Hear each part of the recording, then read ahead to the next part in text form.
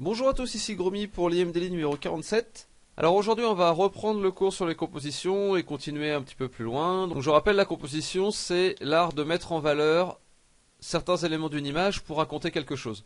Donc on avait vu la dernière fois les compositions dynamiques et iconiques qui permettent soit de mettre en valeur un seul élément puissant ou alors de raconter plutôt une histoire dans une illustration par exemple pour les compositions dynamiques. Et on avait principalement parlé des lignes directrices de l'image pour guider le regard. Mais il y a un autre point qui peut être très important à voir aussi, c'est le contraste. En fait, pour attirer le regard quelque part dans une image, on peut créer du contraste. Et je vais vous montrer quelques moyens de le faire. Donc déjà rien qu'avec une image en noir et blanc, et l'année prochaine, quand je parlerai de couleurs, on reviendra également sur comment créer des contrastes colorés. Mais là pour l'instant, on va juste rester au niveau des valeurs et des formes, ce qui est déjà beaucoup. Donc alors comment on crée un contraste? Eh bien par exemple, donc voilà avec la première image, vous voyez qu'a priori votre regard est tout de suite attiré vers cet élément-là. Pourtant tous les autres sont à peu près de forme équivalente, il y en a qui sont plus gros, il y en a qui sont plus petits, il y en a qui sont sur le tiers, il y en a qui y sont pas, enfin voilà. Mais là, le fond est le plus clair ici, et la forme est la plus sombre ici. Ça veut dire que le contraste entre le fond et la forme est le plus fort à cet endroit précis, ce qui fait que l'œil va être directement attiré par ça, parce que c'est là où se joue le plus fort contraste. Donc ça c'est le premier point à voir en valeur. Si on met des valeurs claires sur sombre et vice versa, ça va attirer l'œil à l'endroit où on veut. Donc à vous de jouer dans vos images avec cet état de fait pour attirer l'œil vers les endroits qui vous plaisent. Donc rajoutez du contraste là où vous voulez attirer l'œil et diminuez-le là où vous voulez faire passer les choses un peu plus inaperçues. Un deuxième exemple, c'est ça. Bon là en plus il y a une grande ligne directrice par lequel passe sur lequel est posé l'élément qui attire l'œil. Donc c'est celui-là qui attire l'œil plus que le reste. Vous voyez que ceux-ci arrivent à traverser un petit peu la zone blanche et sont très sombres aussi, donc le contraste est très fort à cet endroit, mais ils sont englobés dans la grosse forme sombre qui est autour. Donc du coup c'est presque comme s'ils continuaient la grosse forme sombre autour, et vu qu'il n'y a pas du blanc tout autour, ça attire moins l'œil au final, ici. Plus bon, ils sont moins bien placés dans l'image. Donc voilà, l'œil est attiré parce que ici c'est noir sur blanc, alors que tout le reste c'est gris foncé, enfin noir sur gris foncé, donc ça attire beaucoup moins l'œil. Donc une deuxième façon d'attirer l'œil, c'est le contraste entre une sorte de cassure dans une régularité.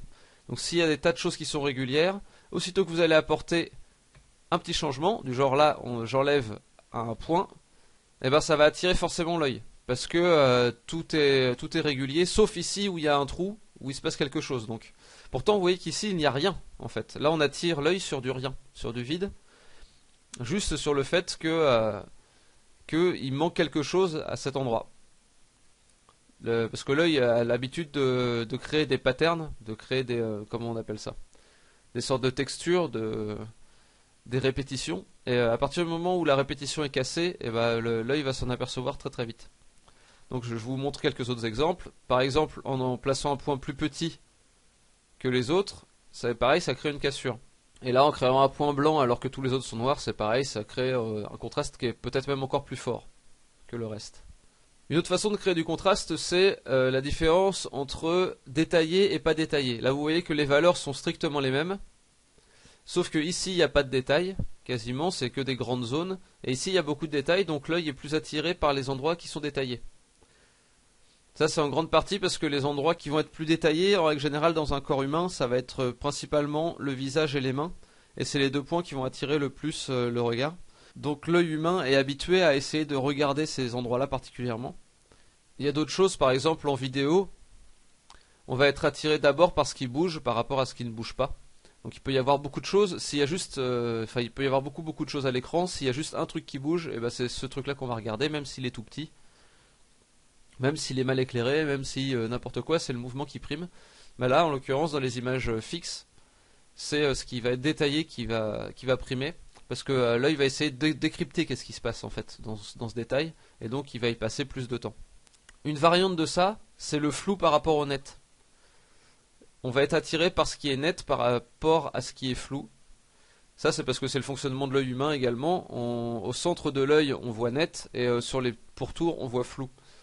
Et du coup quand on reproduit ça dans une image fixe, et ben ça va faire que l'œil va être attiré par ce qui est net, déjà parce que ça va moins lui fatiguer la vue, alors que regarder ce qui est flou, pour lui ça n'a pas d'intérêt, puisque d'habitude ce qui est flou on ne le voit quasiment pas. Donc voilà, c'est vraiment important de connaître ce truc là. C'est pareil, c'est quelque chose qui peut être utilisé. Et en fait c'est vraiment une variante de ça quoi. Parce que on peut aussi laisser un petit peu plus on peut faire un peu moins de finition en fait sur les endroits qui sont pas sur le point focal, sur l'endroit qu'on veut où on veut que l'œil se focalise.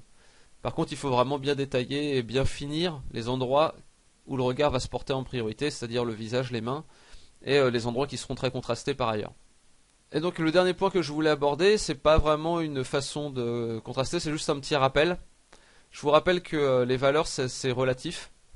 Vous voyez que ici j'ai posé un dégradé en fond et les 3 barres de valeur ici sont de même valeur.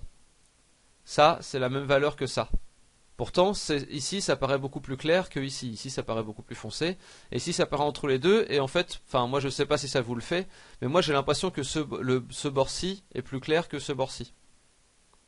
C'est pour vous rappeler que ce qui va créer du contraste, c'est la différence entre le fond et la forme. Et que donc si vous voulez mettre en valeur quelque chose, la valeur intrinsèque de l'élément va être déterminée également par le fond. Et le contraste qui en est fait, parce que là vous voyez que cette forme là on la distingue beaucoup moins que les deux autres. Donc voilà, c'était juste un petit rappel, ce genre de choses je l'approfondirai un peu plus tard.